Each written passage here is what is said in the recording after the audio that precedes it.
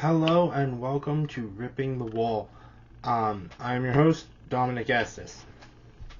Today I'm going to be talking about the Daytona 500, giving you my thoughts on it, and reviewing the Daytona 500 as well. I did not get to watch the Daytona 500. I was at work. There was some other stuff going on with school, and so I was unable to watch it. I did listen to it on the NASCAR app with the MRN broadcast playing in my ear. From what I heard, which NASCAR, the radio broadcast of NASCAR is always really good at making even a boring race seem entertaining. But from what I could tell, this was a fairly entertaining race. From what I heard, it was really packed, which is good. I know that it was rain delayed a whole day. The Xfinity race was delayed until after the Daytona 500, but it was still a good sounding race.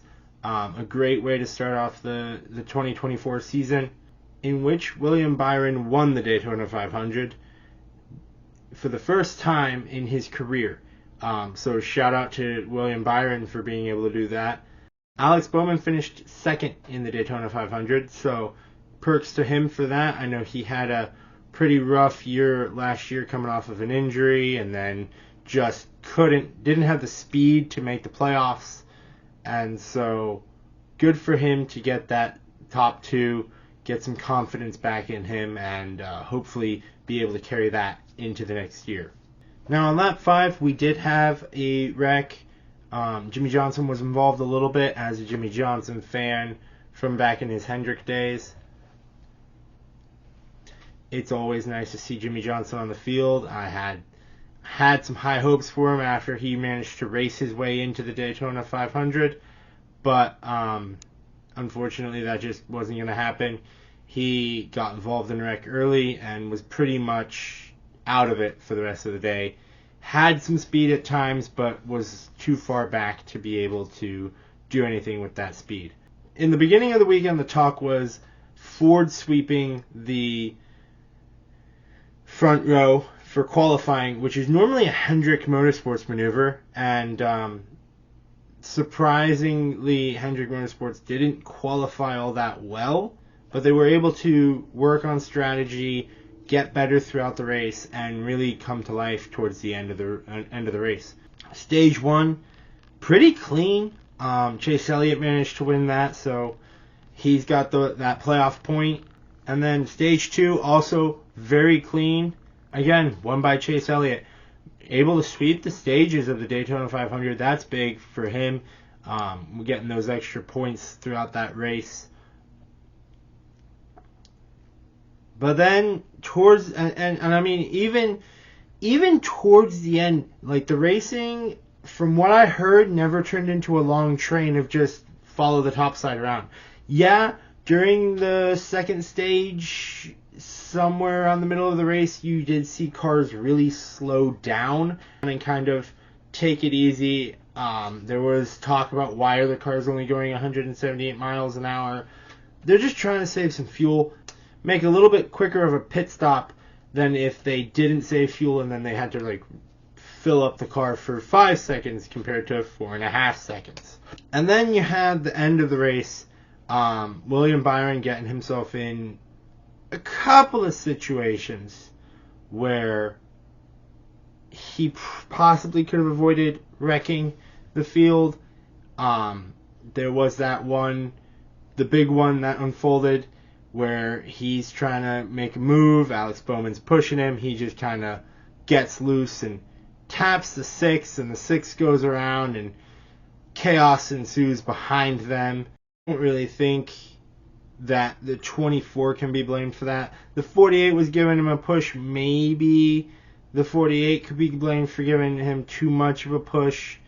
But it's speedway racing. You got all this air. You got to try and keep it from spinning around you and wiggling the car around, and one false move gets you loose, and William Byron just got loose at the wrong time and tagged the 6, but really just wrong place, wrong time for a couple of cars that were involved in that mess. It did take out the majority of the field, which does suck when you have such a big race and 20 cars are left able to fight for the win at tops. And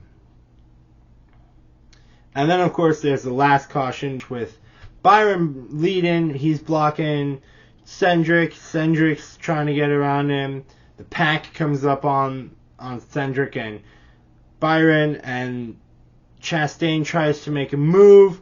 The move was there, and then the move wasn't there, and it's really just a bang-bang moment.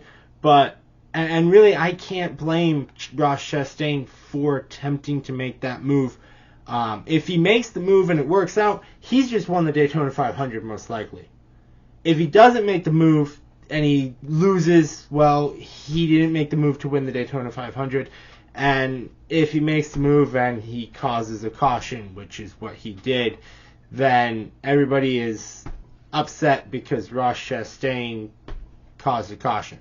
The photo that NASCAR used to judge who was in front of who, it's a good shot. You can see clearly, I know we have really good cameras nowadays, but you can really see very clearly who is in front in that shot. And I will say, on the replays that I have seen of the last lap, I like the little green thing that Fox has on the bottom of the screen now to tell you what flag is being flown. I really like that because I was in class today. We were watching it, and you could clearly see it when you hit the pause button. When the light went dark on the screen is when they were working on hitting the caution button. And I know that they've had the ability to show caution lights and green flag lights through parts of the race, but I think that is a good addition to the broadcast, and I think it should stay. But Ross Chastain makes a move, Cindric goes for a spin, Chastain goes for a spin, Cindric starts to slide back up across the racetrack, NASCAR hits the button, and the race is called official with William Byron being declared the winner, Alex Bowman second. On the 40th anniversary of Hendrick Motorsports' first race, they get a win. Kind of a storybook ending to that race. I know a few people who are a little skeptical of how the Hendrick cars won that race, but Hendrick won the race, so it is what it is. And the thing is, even if NASCAR has more trouble figuring out who the winner is, a Hendrick car was winning that race. That's undebatable. It was just which one was going to get it, the 48 or the 24. And so a Hendrick car was going to win regardless. Some shout-outs for good finishes. Corey LaJoie getting a top 5 finish. That car had some speed all weekend. That Chili's car, it looked good. They got that commercial aired. I found out about that today. The Spire Group really showing that they can compete with some of the best on super speedway racetracks. Carson Hocevar, unfortunately, his Daytona 500 ended very early with a crash on lap 5. Corey LaJoie able to carry that team. Bubba Wallace got a top 5. Toyota was pretty fast all weekend. They swept the duels. Ford also really fast, but the thing about it is they were on the radio broadcast. They were talking about how Ford and Toyota were always up front and always battling for the lead, and Chevy was just kind of laying back. There are 2 top 10 finishing Fords in 9th and 10th, and everybody else is Toyota or Chevy. So, say what you want about how Chevy did the race. They came to life when it mattered most.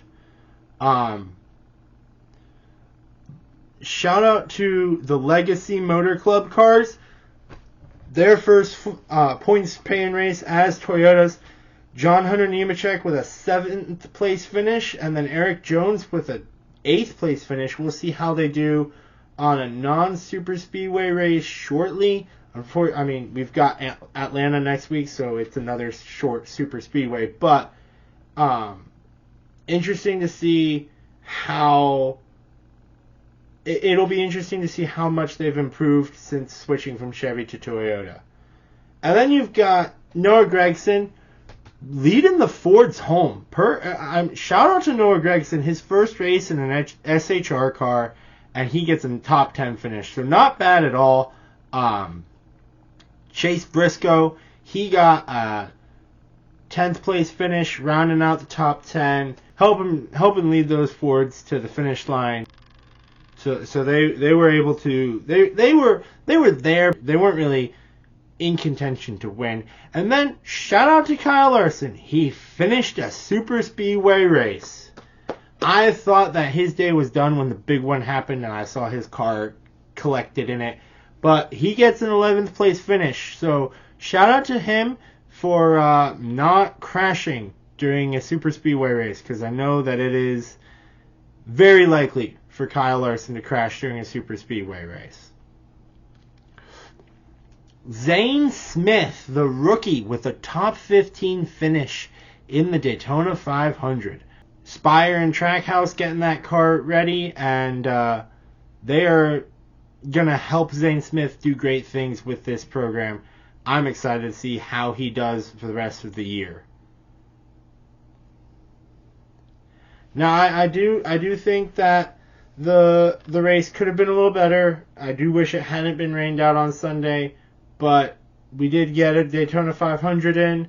I thought it was a very good race from what I heard, and I'm looking forward to next week. So yeah, this has been Ripping the Wall. I'm Dominic Estes. See you next time.